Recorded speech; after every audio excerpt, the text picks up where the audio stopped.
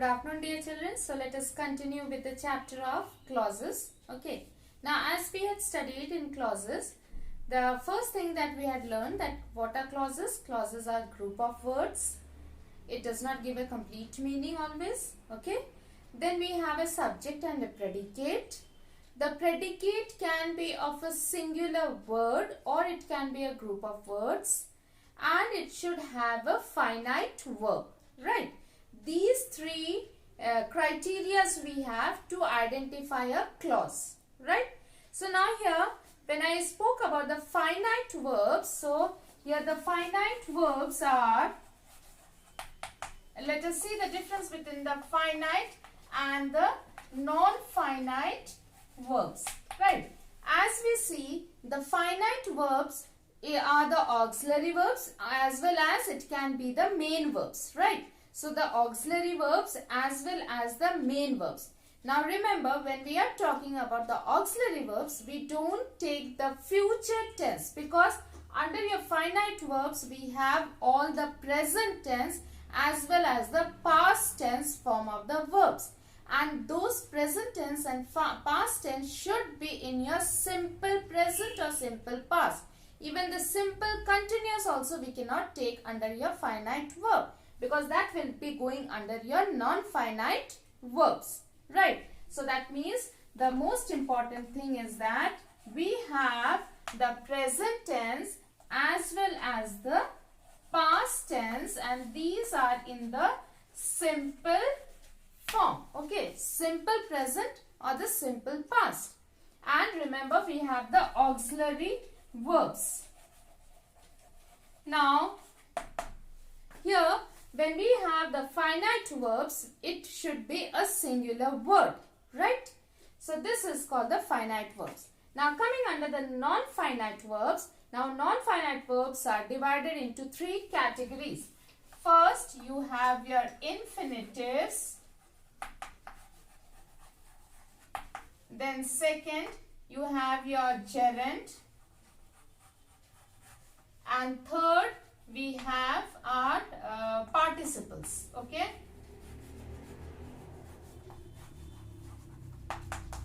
Right. Now let us see, the infinitives are again divided into two. You have the to infinitive and the bare infinitive, okay? Bare infinitive. Now when I say to infinitive, that means to the verb which is now acting as your noun or adjective or adverb, we have to add the word to. I want to go to school, okay? I want to go to school. Now here to go, that is my to infinitive, right? And bare infinitive means where I do not have any, the word to is not there, okay? I like to have the baked cake, okay? So there I am using it in your past tense, but it does not have your to, the word to. Now coming under your gerund, gerund is always in your ing form, okay? So when we study these chapters, these are the different chapters which you have, there we will be going in details. I am giving a rough idea of what it is, okay?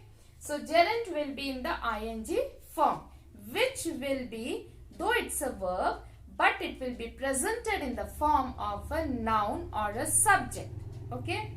Then participles are also in your ing form, which is in your present form or your past form. The only thing is that it is not acting as your verb, okay? It is not acting as your verb, but it will be acting as your noun or adjective or an adverb. Mostly it acts as an adjective, okay? So these are the basic things that we need to know.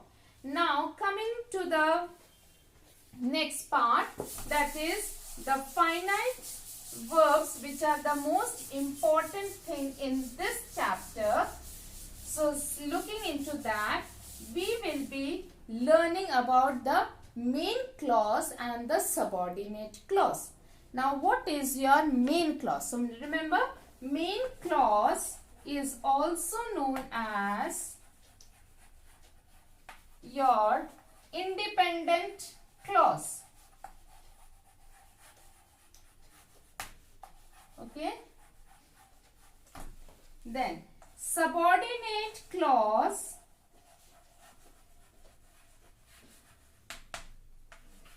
is also known as your dependent clause. Now, as the name suggests, okay, subordinate means it is not the ruler. It is subordinate to someone. So, it is subordinate to your main clause. Okay. As the name suggests, independent means it has its own say, it has its own meaning, it has it's giving its own identity. So that is your independent clause. But dependent clause does not have its own identity until and unless it gets the help from the independent clause. So it is dependent on this independent clause. So you can either call it as main clause or independent clause, subordinate clause or dependent clause. Okay. Now coming to those sentences, to these sentences, let us understand from these sentences that how I will be identifying them as the main clause or the subordinate clause. Now here in this sentence, the old man picked up the bottle that was lying on the ground. Right. Now here let us start identifying the subject. Which is the subject in this? The old man. Okay. Because the criteria for a clause, I need a subject, I need a predicate, I need a finite verb. Okay. Then let me identify my predicate. That is picked up the bottle. Right. Then my finite verb. My finite verb is here the picked. Okay. Which is in my past. It's written over here in past tense. So that means it is correct. So now here I got the subject, I got the predicate, I got the finite verb. This is my clause, one of the clause. Now the next one, that was lying on the ground. Now the next part of the sentence starts, that was lying on the ground. So I have to include that, though it is a conjunction. So but then I have to include it in my next part of the clause. Okay. Now that was lying on the ground. Here that identifies the subject over here. Right. Now here which is the predicate? Was lying on the ground. Right. Now here which is my finite verb? Was, which is in past tense and it is an auxiliary verb. Right. So now here I got the subject, finite verb and the predicate. So that means I got two clauses now. Okay. Now let me identify which is my main clause and which is my subordinate clause. Now main clause, remember, will give you an independent idea or it will give you a meaning. Okay. Now here when I say that was lying on the ground, do I get a complete meaning? Then you will ask, what was lying on the ground? Okay. So this cannot be my main clause. Now let us see this part. The old man picked up the bottle. Do I get an idea over here? A complete idea? Yes, I get. What did the old man do? He picked up the bottle. So that means this is my main clause and this is my subordinate clause. Right? Now let us see another type of sentence. The little girl who is singing is my niece. Now again, let me see that which is my connecting word. So I got the connecting word or the conjunction who. Okay. Now let us see, find the subject. The little girl. This is my subject. Right.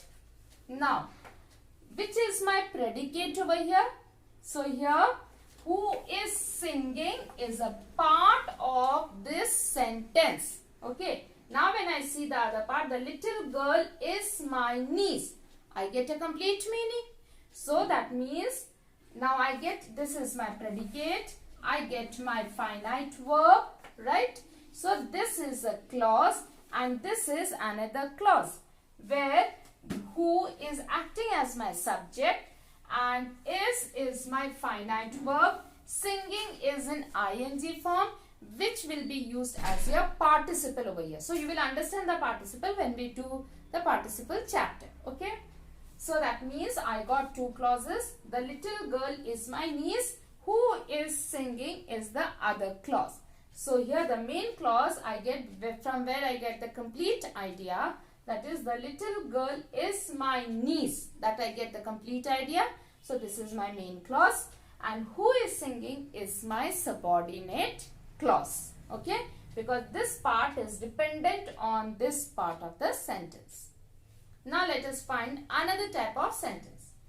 When we were in Mumbai, comma, we always walked to school. Okay. Now you see, in the starting part of the sentence only I got the connecting word or the conjunction when. Okay. So when we were in Mumbai, and then we always walked to school. So now here in the second part of the sentence you see we always walk to school. Which is my subject? Subject is we, right? Predicate, always walk to school. From where always is an adverb, walk to school. So walked is my finite verb which is in past tense, simple past tense. Okay. So that means this is one clause, and the other one, when we were in Mumbai, this is another clause. So here we is acting as your subject, were in Mumbai the predicate, where were is your finite verb. Now we got two clauses. Okay. Now let us identify which is my giving me an independent meaning. So when we were in Mumbai, did it give me a complete meaning? No. We always walk to school. Did it give me some idea? Yes. So that means we walk to school. This is my main clause. Whereas when we were in Mumbai, this is my subordinate clause. Okay. So now here, what is your subordinate clause? Subordinate clause will always be dependent on the main clause. Yes, it will follow the criteria for a clause where you have a group of words, you have a subject, you have a predicate, and you have a finite verb. Okay. And of course, the main clause also has to follow the criteria. So again, a group of words, subject, predicate, a finite verb. Only thing is, the difference is that the main clause should have an idea. It should give you some information.